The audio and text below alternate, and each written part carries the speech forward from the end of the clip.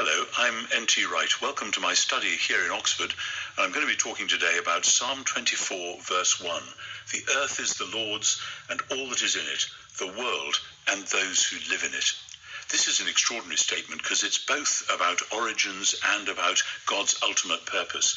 The fact that the earth belongs to God comes directly out of the fact that he made it for his own purposes, he made it for his own glory, so that we can never put God in our debt. We are always part of God's world, not able to compete with him.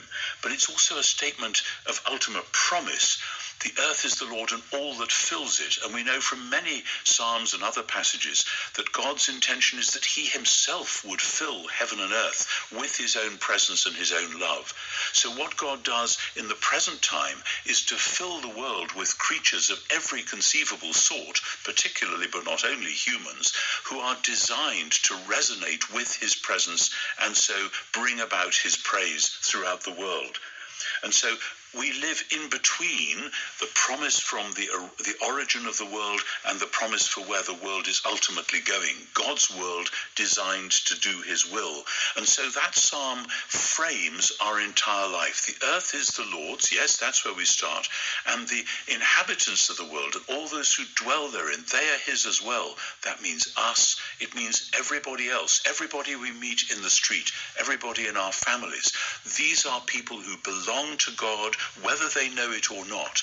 And one day God is going to flood all creation with his own presence and love.